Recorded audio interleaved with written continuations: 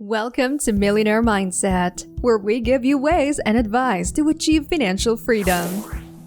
Do you know why some people who are successful with their careers are actually financially poor and are full of debts? Because there is no subject about personal finance management in schools, and it isn't taught at home either. Schools just taught us that if we finish school, we would get a good job and be set for life. But the reality is not that at all. And you can blame your parents or your teachers either because even they don't know a thing about financial management, they were also struggling with their finances and never had solutions to their money problems most of the time. It's a never-ending cycle. And to be honest, managing your personal finance is not easy to master. Everyone can be a victim of mismanaged money. It is especially true today as our bank accounts conveniently connect to multiple services like Netflix and Amazon. Buying things is as easy now as sending a text message. That is why planning ahead is a trick if you want to make the most of your money. You must live in constant awareness of the money coming in and how it is going out. So in this video, we will gladly share how you can be in total control of the money through proper financial management. Without further ado, let's jump right into it. Personal finance management is a vast concept. It covers budgeting, investments, banking, insurance, tax, mortgages, and retirement plans. It is a skill that has to do with meeting your short-term, mid-term, and long-term personal financial goals through proper strategies. It is about being self-aware of where you are financially at the moment and what you can do to make the most out of your income to plan for a better future. It involves controlling and organizing your daily expenses to match your plans and expectations for the future. In case you're still wondering why personal financial management is essential, here are 5 reasons. The first one is you need to save money. You always need to think of the worst-case scenario, like what would happen if you lose your job today? Can you keep afloat for a couple of months while looking for another work? That is why it is vital to keep some money aside to save you from emergencies. The second reason is for the security of your family. You can't always have the same responsibilities. As you grow older, the number of responsibilities expands as well, especially if you already have a family. You're not by yourself anymore. You want to put food on the table every day. You want to plan for your kids' college education. You want to prepare for your family's health and protection. The third reason is for investment opportunities. Your job's monthly income will not be as sustainable as you want it to be. Your needs will increase over time no matter how much you earn today. That is why having a passive income can support your growing responsibilities. You will learn how to pick the right kind of investment through financial management.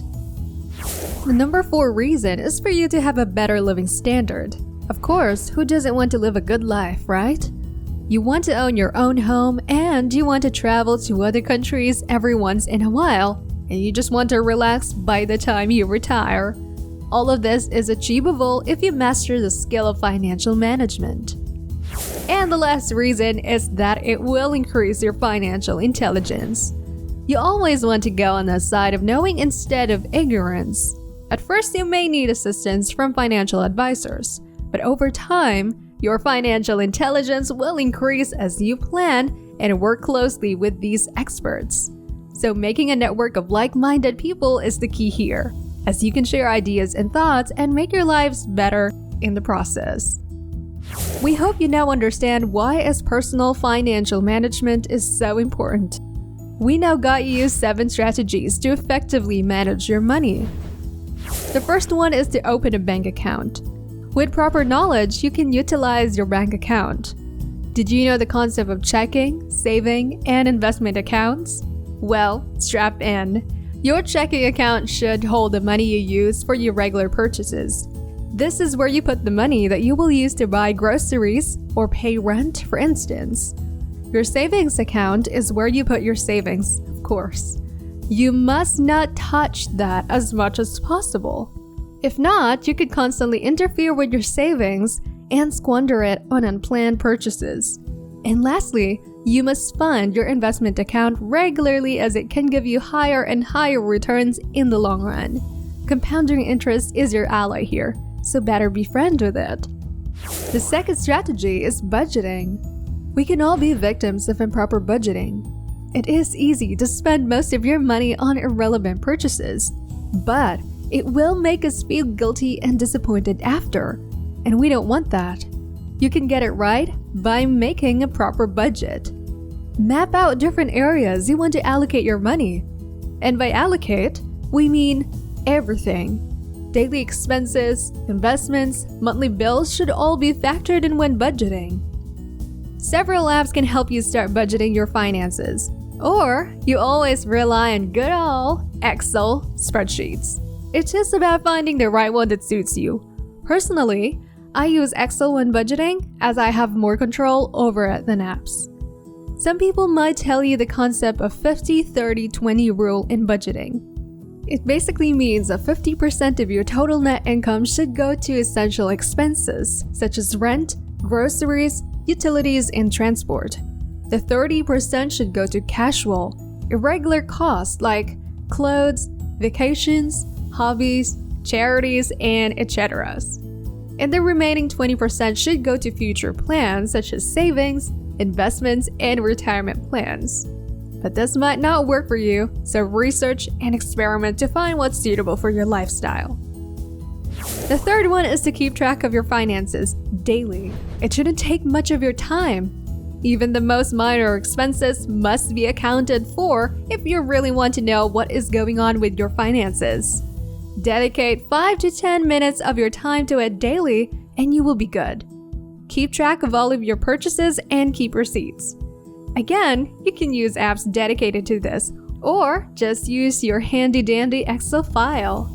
This way you can study what expenses cause black holes for your wallets, and knowing is half the battle as you can now control and cut down those expenses.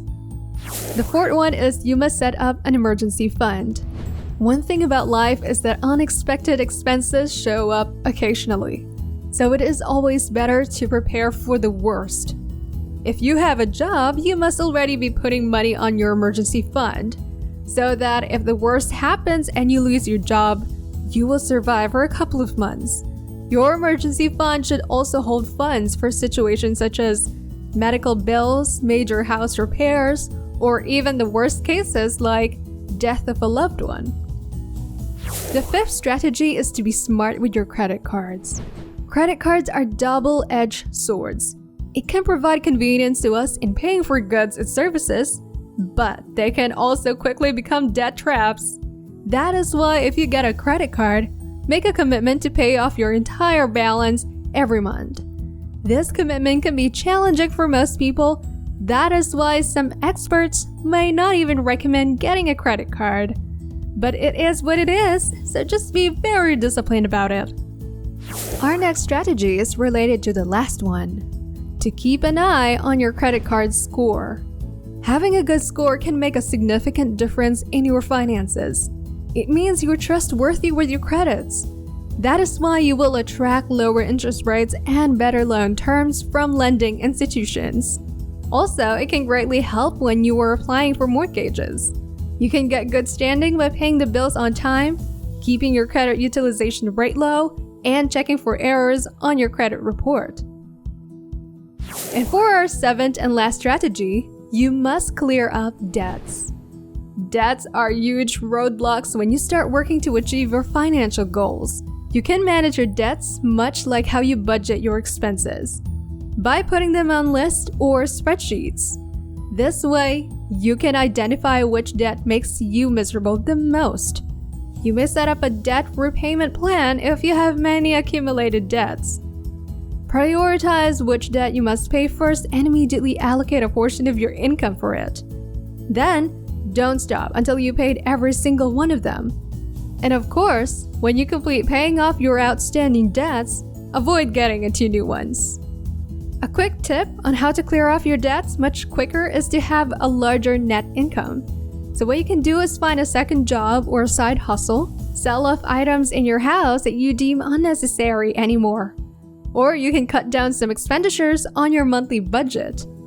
When you have a debt, you have to make a sacrifice to recover. That's why we don't recommend getting into one in the first place. That's our video for today. We hope you learned a thing or two about personal financial management. Join us again next time here in Millionaire Mindset for another round of tips in achieving your financial freedom. Don't forget to like, comment, and subscribe.